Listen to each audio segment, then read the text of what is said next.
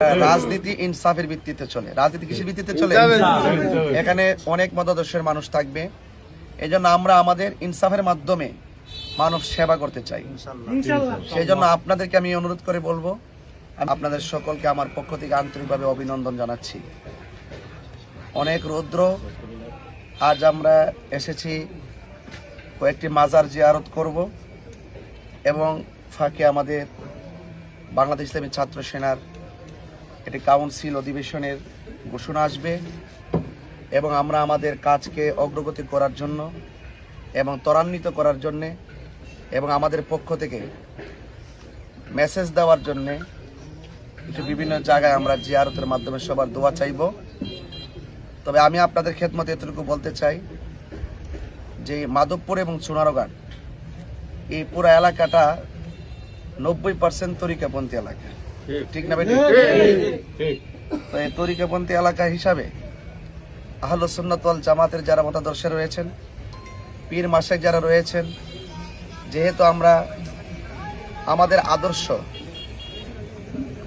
আদর্শ এই দেশের একটি শান্তিপ্রিয় আদর্শ এবং এটা প্রমাণিত, যেহেতু আমরা নির্বাচনী প্রক্রিয়ায় মাঠে আসছি, আমরা আদর্শের মাধ্যমে চুনারঘাট এবং মাধবপুরকে সাজাতে চাই, ঠিক কিনা?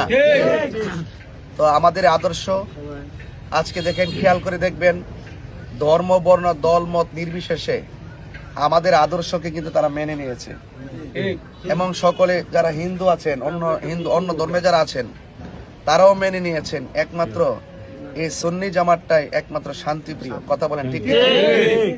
এবং যারা আমাদের মতাদর্শের বাইরে যারা আছে তারাও আশা করতেছে না, এই সুন্নিয়তের একটা প্রার্থী যদি রাষ্ট্রতন্ত্রের গুরুত্বপূর্ণ জায়গায় যেতে পারে, তাহলে আমরা যদি অন্য মতাদর্শের তারা মনে করে যে আমাদের প্রতিও তারা বৈষম্য সৃষ্টি করবে না।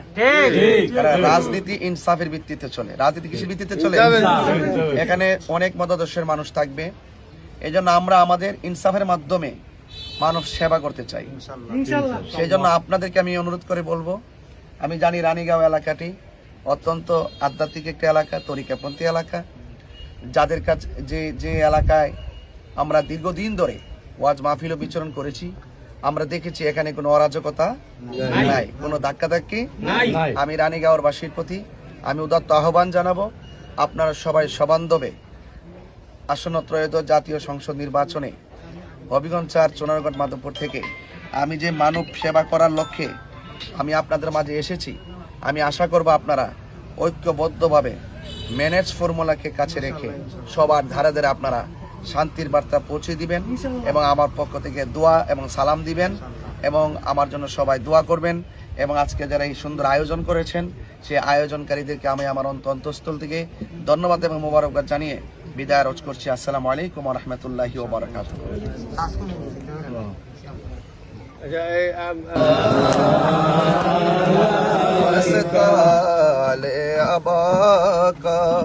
सदक़े खैरुन्निसा का वर शहीद करबला का गम न हो रोजे जज़ा का या नबी सलाम अलैका या रसूल सलाम अलैका या हबीब सलाम अलैका सल्लल्लाहु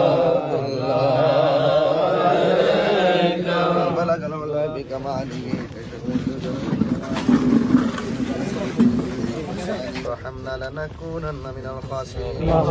আল্লাহ আমাদের আয়োজনকে রাষ্ট্রতন্ত্রের গুরুত্বপূর্ণ জায়গায় আলো সুন্নাত ওয়াল জামাতের কার্যক্রমকে আপনি সমুন্নত করে দেন, যাবতীয় বালা মুসিবত থেকে সমর্থকদেরকে হেফাজত করেন, জালেমদের জুলুম দুশমনি থেকে হেফাজত করেন। আল্লাহ এই বাংলাদেশ থেকে আপনি শান্তির নিকেতন বানিয়ে দেন। আল্লাহ সার্বভৌমত্ব সুরক্ষা, ধর্ম সুরক্ষা, আল্লাহ আশিকদেরকে ময়দানে কবুল করে নেন। সবার মা বাবার গুনাহ মাফ করে দিও। আল্লাহ সবার মা বাবা যারা কবরে আছে কবরে নূরের বাতি জ্বালায়া দিও আল্লাহ যারা না খায় আর দিনে রাতে পরিশ্রম করতেছে আল্লাহ সুন্নতের জন্য তারা ঘুম নয় নিদ্রা নেই খাওয়ার নাই আল্লাহ পাগলের মতো বলাবলি করতেছে আল্লাহ প্রত্যেকের জান মালকে হেফাজতে রাখো আল্লাহ সুন্নতের স্বপ্ন আপনি পূরণ করে দেন আল্লাহ মেহেরবানি করে এই রাষ্ট্রতন্ত্রের গুরুত্বপূর্ণ জায়গায় সুন্নতের প্রতিনিধিত্ব আপনি কবুল করে নেন আর মরণের কালে জবানে আল্লাহ এই বাসা যার যার ছাদের উপর আল্লাহ আমি বসে হাত বাড়াইছি আল্লাহ হাজী আব্দুল খালেক সাহেব আল্লাহ ওনার এই বাসায় আল্লাহ খাস রহমতের বরকত নাযিল করে দেন আর মরণের কালে সবার জবানে মধুর কালিমা জারি করে দিও লা ইলাহা ইল্লাল্লাহ।